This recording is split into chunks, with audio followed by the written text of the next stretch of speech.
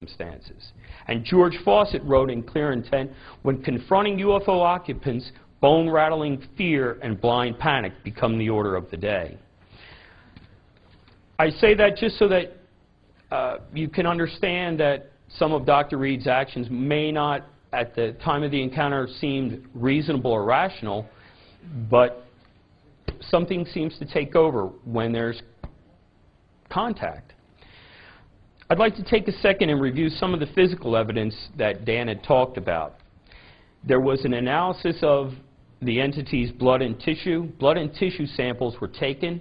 They were taken to the University of Washington, given to a pathologist to study, and no one knew but us, and us meaning myself, Dan Iria, Jonathan, and Robert, who these two individuals were. But we knew early on who we were working with. I had an opportunity to speak with one of them during this initial process, where they were doing the initial analysis. It had some beginning reports, but it wasn't complete.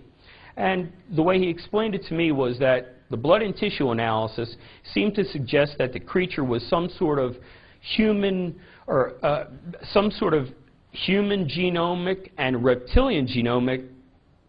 It had 46 chromosomes, the majority being human, but then the others that we can most closely find as dolphins or sea turtles, something in the reptilian arena. His video and his films, the slides, the actual photographs, the negatives have been analyzed.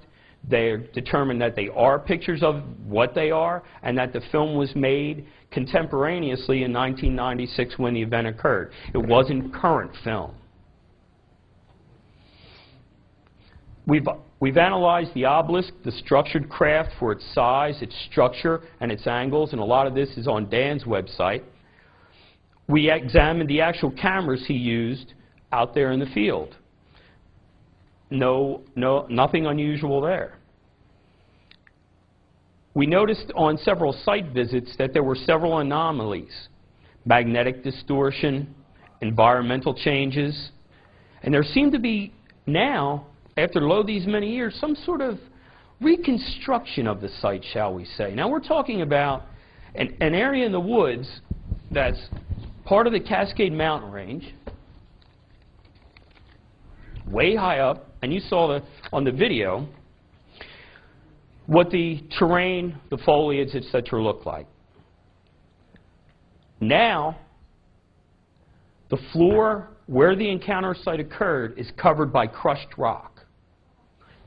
Crushed rock. If you go 50 yards to either side, no crushed rock. Right where the encounter occurred, floor of the forest is all crushed rock. And this is out of the way. I mean, you really have to drive a while through the mountains, and then you come upon it, and it's sort of there it is. Out in the middle of nowhere. There are no houses. There are no buildings. There are no people. But someone has erected fiber optic cables all along the perimeter of the encounter site. On the road going up and driving away, it says, "Do not dig. Fiber optic cables installed."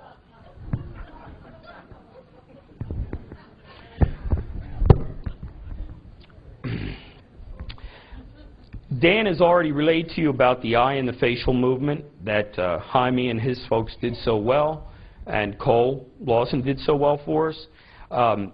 It's an early report of self-healing material, one thing Dan didn't get into, but the suit, the black suit that the creature was wearing, seemed to have the ability to repair itself.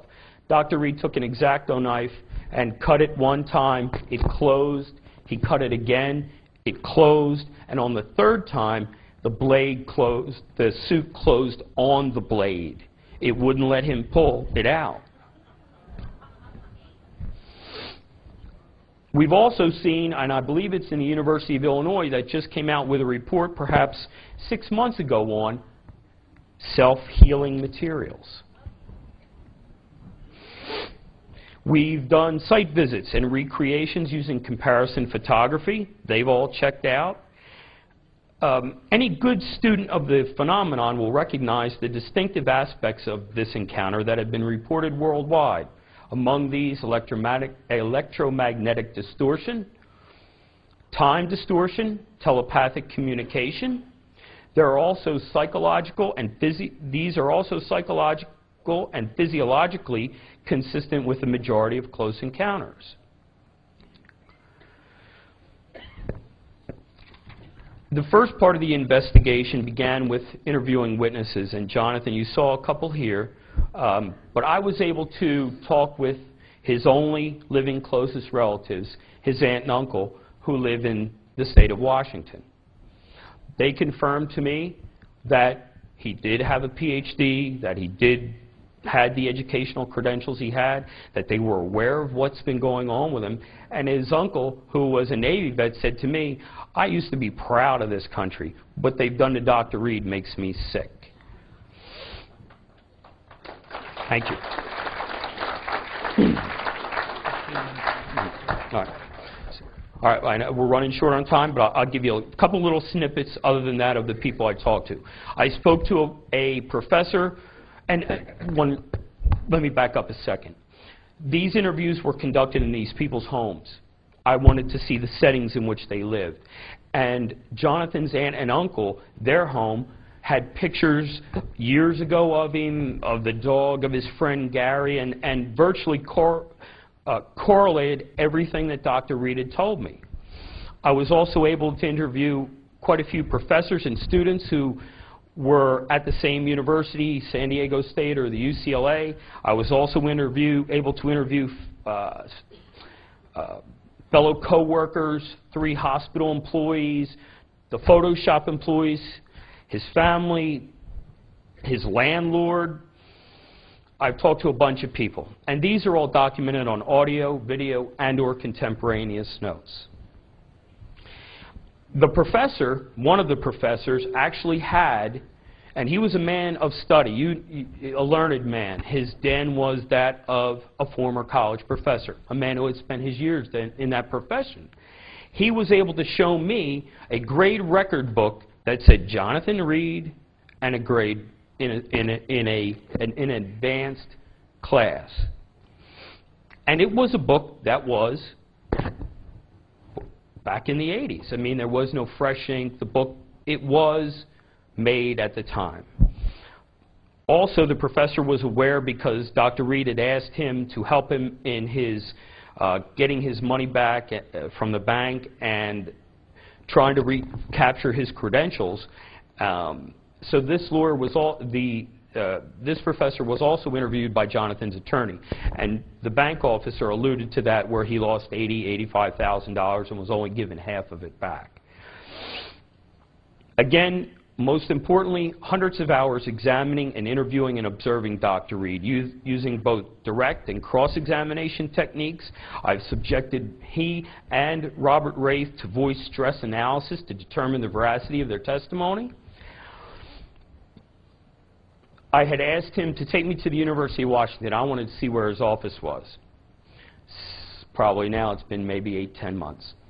We got into the hospital one evening at the University of Washington. We made our way to the 7th floor, whereupon we were headed down the corridor to where he said his office was, and lo and behold, we're met with a security guard, University of Washington security guard, who said, "I'm sorry, Dr. Reed, you know you're not supposed to be here, and I'll have to escort you out of the facility."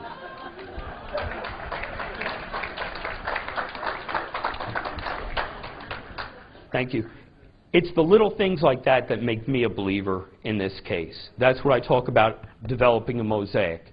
But I know we're short on time, and I want to share one more thing with you that was probably the most amazing experience that I've ever had.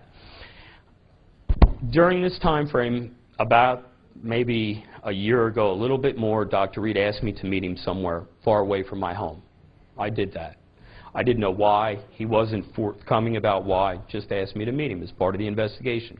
I did. We went to a hotel, Jonathan and I, where we went upstairs into this nicely appointed room, big conference table in it. We were joined by 2 other men, Caucasian, 50s, 60s, look like ex-military businessmen type. We all sat at the table, and I'll do this real quickly. We all sat at the table. One of the men pulled out from his jacket something that was wrapped in a blue cloth.